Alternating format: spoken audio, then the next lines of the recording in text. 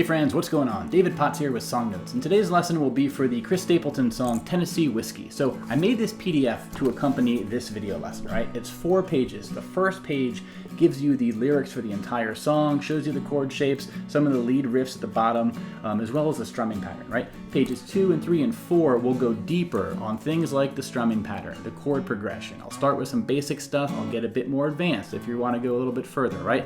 And then for the lead riff, incorporating that into the strumming, bringing in some percussive stuff. I have lots of tabs there as well on pages 3 and 4. So this PDF is your friend. Go get it at my website. And I'll also say that I made a backing track.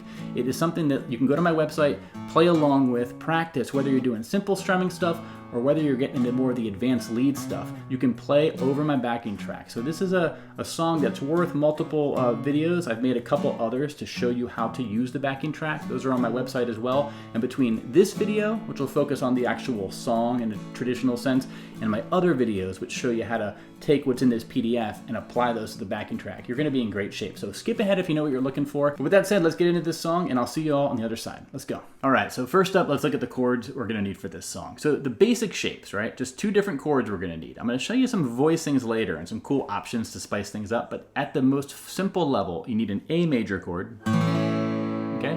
And then you'll need a B minor chord. And then you're just going to be going back and forth between these 2 chords for the entire song. Now about the A major, you can play it with your 3 fingers in a row. Like that's typically, I'm guessing, the way most people do it. I like to do this sort of triangle shape because it helps my bigger fingers fit on the fretboard without being cramped. I have a separate lesson for this technique as well. You also, at some point, might want to do this sort of barred technique where you're going open 5th string, 2nd, 2nd, 2nd, all with your barred index finger. In this version, you're not going to play the thinnest string. This one's going to come in handy for some of the little cool variations that I'll show you later in the lesson. So I'll get to that in a bit. And the B minor is a bar chord.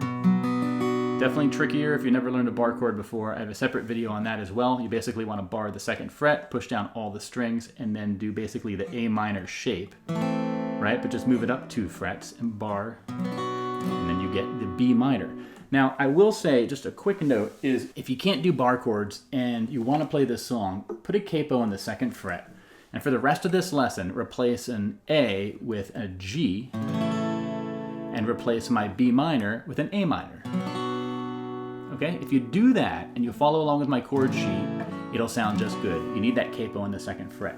But without the capo, it's going to be an A and a B minor. Okay? So those are the chord shapes we're going to need. Now, let's talk about the progression, right? This is the order that the chords are played and how long we're going to spend on each chord. The good news about this song is it's one simple progression that's used for the entire song. That's very, very, very rare. Usually things are different in the verse and chorus and all that kind of stuff. But with this song, it's going to be 8 measures. Every measure has 6 counts, okay? And it's going to be 2 measures of A, right? So 1, 2, 3, 4, 5, 6, A again, then to B minor for 4 measures, right? B minor again, 2, 3, 4, 5, 6. B minor, 2, 3, 4, 5, 6. B minor, 2, 3, 4, 5, 6. A, 2, 3, 4, 5, 6. A, 2, 3, 4, 5, 6. That's it. So I basically did a single down strum on all the highlighted counts here, right? That's the first count of each measure is when we switch, right? So it's 1, 2, 3, 4, 5, 6. 1, 2, 3, 4, 5, 6. 1, 2, 3, 4, 5, 6. 1, 2, 3, 4, 5, 6. B minor again. B minor one more time, and back to A, 2, 3, 4, 5, 6. A, 2, 3, 4, 5, 6. You could do what I just did and sing on top, and it would sound just fine. Okay? But now let's get into the strumming patterns we're going to talk about. And I'm going to show you 3 different ones here, and this will let you sort of pick your skill level and strum in a way that's comfortable for you based on what you're comfortable with the guitar, right? Because once you start singing, especially, and with the chord changes, some of the more trickier patterns are trickier to do. And if you want to use something more easy, I'll show that to you, and you'll be in good shape. So the simplest of these would simply be a down strum on the 1 and the 4 count, right? So 1, 2, 3, 4, 5, 6. 1, 2, 3, 4, 5, 6.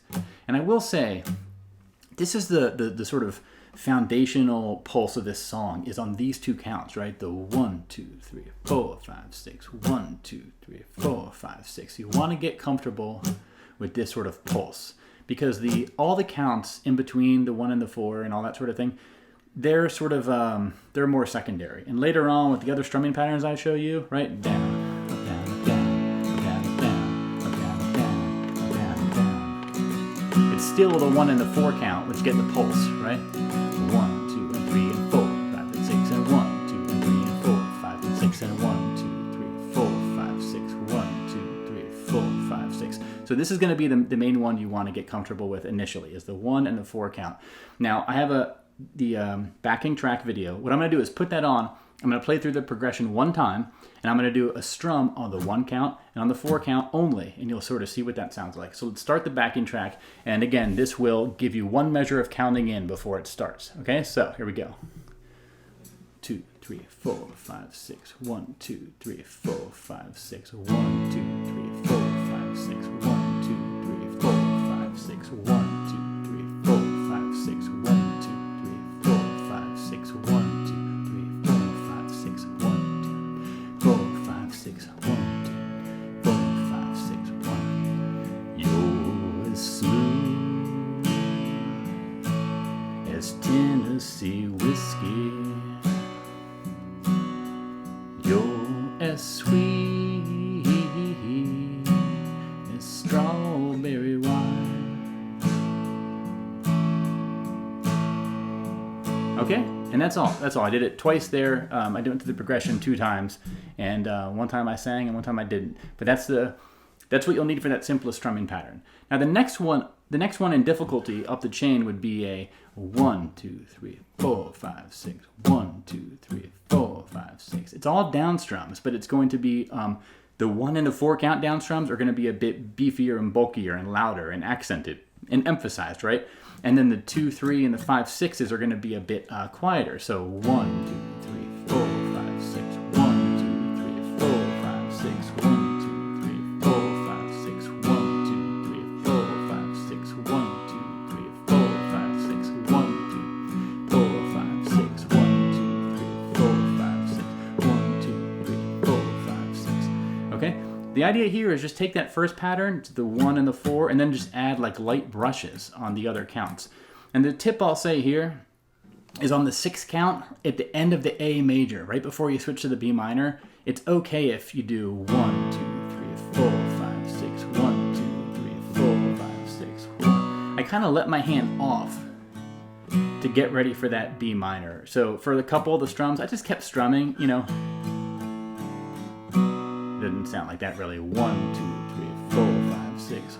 It's really that 6 count. 1, 2, 3, 4, 5, 6, 1. It's okay if that 6 count, your sort of hand is in transition, right? It's all good there. So anyway, 1, 2, 3, 4, 5, 6. Down, down, down, down, down, down, down, down, down, down, down, down, down, down, down, down, down. You get the idea, right?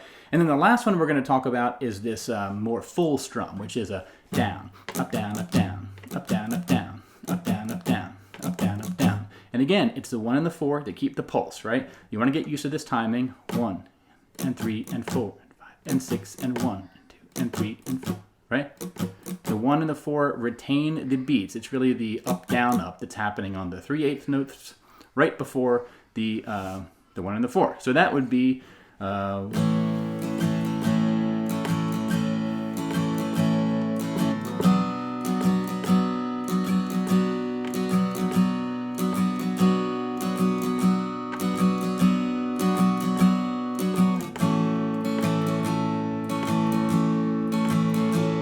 okay? And if you want, you could put on that backing track and do the same thing. So it's going to do 2 measures of counting in, and then we'll play it. 3, 4, 5, 6, 1, 2, 3, 4, 5, 6, 1, 2.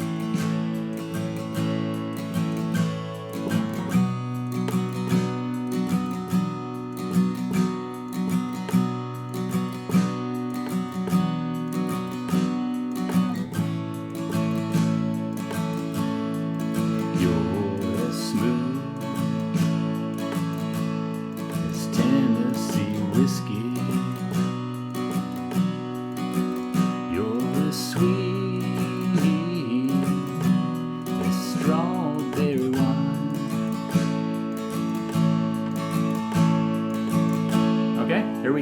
kind of started losing the time there in the second part, but that's, you know, it's good practice to sing and strum along doing backing track at the same time if you want to get a song really comfortable. So those are the strumming patterns that I would recommend using if you want to do a basic strum of this song. So whether you're just doing a single down strum on the 4 counts, right, that would work. Or you could sort of get more hectic, and that would work too. You're as sweet as strawberry wine. Now let's talk about some of the ways that we can change up the chords to make them sound, you know, add some diversity to things, because you have these 2 chords for the entire song. So the first one of these is for the A, and I mentioned this earlier. You want to get comfortable, perhaps go into this barred version. A couple of reasons for this. One is coming from the B minor, as strawberry wine. It's a nice, easy transition when you're coming from the B minor to the A, because your finger is already barred on the 2nd fret. All you're doing is moving the bar 1 string toward the ground and letting go of these fingers, right? So that's one thing. And the other reason that it's cool to do this shape is you can do some of the cool little... Here's your A. This is a cool little modification you can do. So this is the second one that's listed here, where I'm going to start off with this barred A, but then I'm going to put down my ring and middle fingers on the 4th and 3rd fret of the 4th and 2nd string, respectively.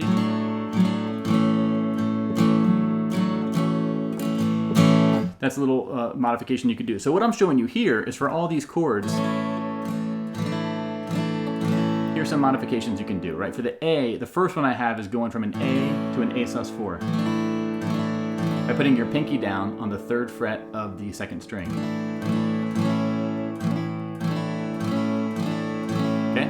And then you have the second one I have here, which is going from the A. This is like an A sus4 also, but you have this this sort of F sharp note right here. Okay, I'm going to show you all these in context, how you're going to use them in a moment. Another one is going from an A to an A sus2. 2nd string is just unpressed, and then put your finger back. So those are your A modifications. And now for your B minor modifications, there's 2 you can do. One is going from a B minor to a B minor 7.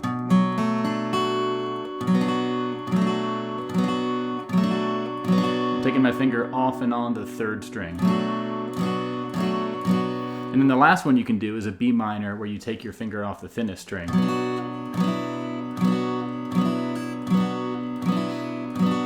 Okay? So what I'm going to do now is play the progression a few times. And when I'm playing it, I'm going to freely add in some of these variations. And what you're going to find is that these are ways where you can sort of add some spice and variety to the progression, because the progression is the same, as I said, and it's nice to mix it up a little bit. So let's get ready. I'm going to put on the backing track one more time just to give me something to play along with, and then let's get into it.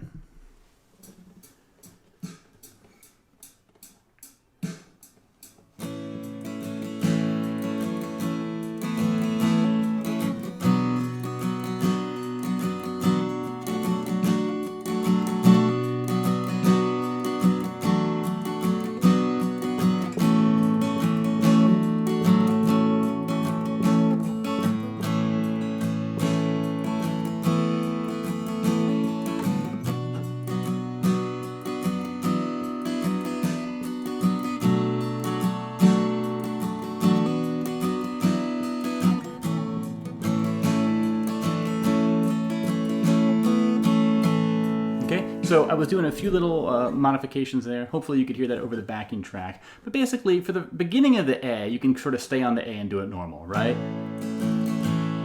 2 measures of that. Then you go to the B minor. And usually for the 3rd measure of the B minor, starting here, I like to do a B minor 7. Or you do this one with the empty E string, right? And then you go back to the A. And when you go back to the A, that's a very common one you hear, is you do the A and you go to the A sus4 like I showed you here. Right? That's trickier to do. It's probably a little bit easier if you do the open A.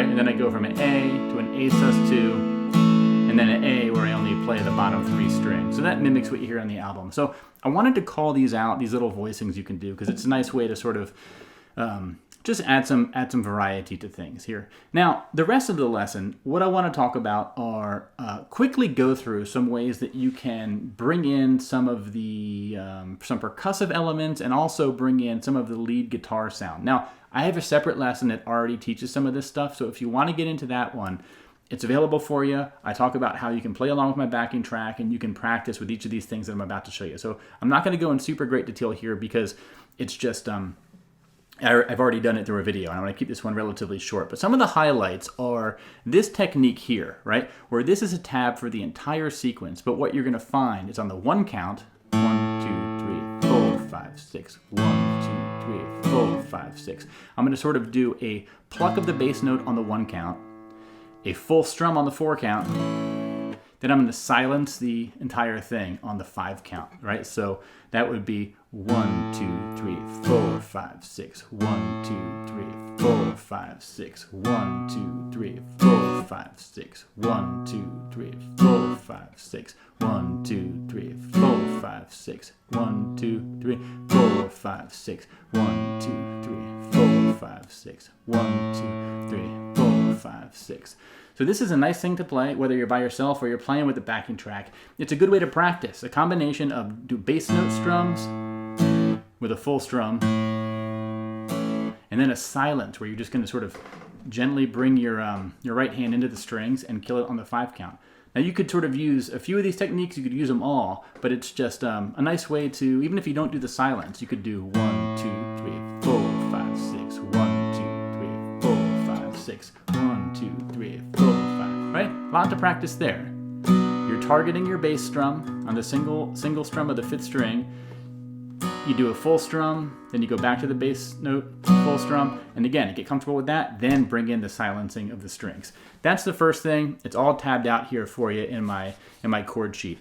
And then we can do some cool stuff where you could put on the backing track and then just do some bass note stuff, right? Some bass line, no. Doom, boom, boom, boom, boom, boom, boom. Boom, boom, boom, boom, boom, boom. Boom, boom, boom, boom, boom, boom. Boom, boom, boom, boom, boom, boom. Right? And then you could combine that with the tab I just showed you and do a...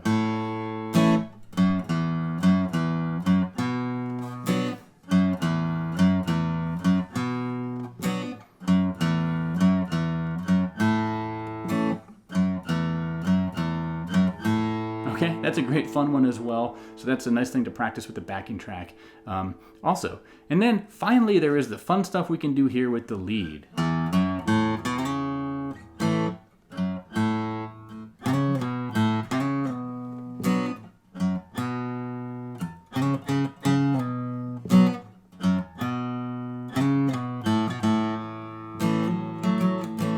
Okay, so what's happening here is I'm just doing these little phrases to go into each measure, and each measure is going to begin then. So 1, 2, 3, 4, 5, 6. 1, 2, 3, 4, 5, 6. So I was beginning the measure with a single pluck of the 5th string. 1, 2, 3, 4, 5, 6. And on the 4 count, remember what I showed you earlier? On the 4 count, I did the down strum and then mute it, and then boom, boom.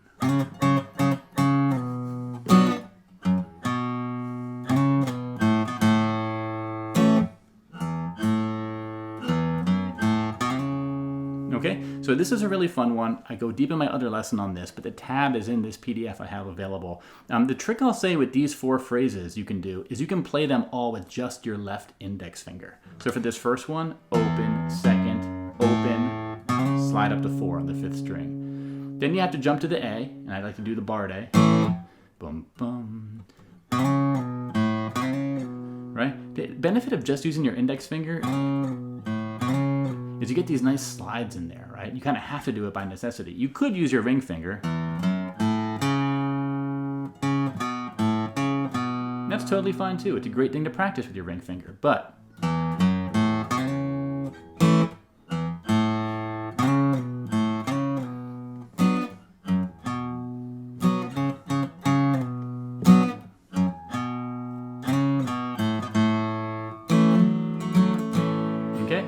there you have it. So, and I have the final part of my tab here in my PDF is I have a combination of all these together, which is kind of what I just played, right?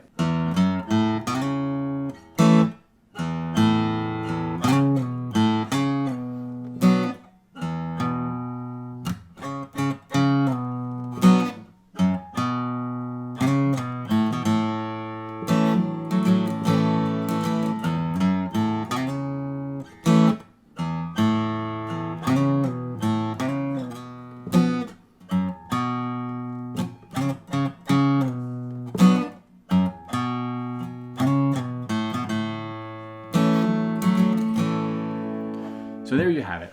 Tennessee Whiskey, Chris Stapleton, again, originally written by Dean Dillon and Linda Hargrove. Get the PDF at my website. It's 4 pages. It's awesome. I made it myself. There's none like it on the rest of the internet, and I think it'll be a great help for you for learning this song and keeping it around. Put it in your device, your whatever, print it out. You have it with you forever when you want to play this song now or in years to come. So thanks for watching this lesson, everybody. Thanks for all of you supporting me on Patreon. It really means a lot to me, and it keeps me going with these lessons. So I'm going to take off now. See you all around, and check out my website for the backing track, help you to practice along, and you'll be in good shape. And so until next time, my friends, bye-bye.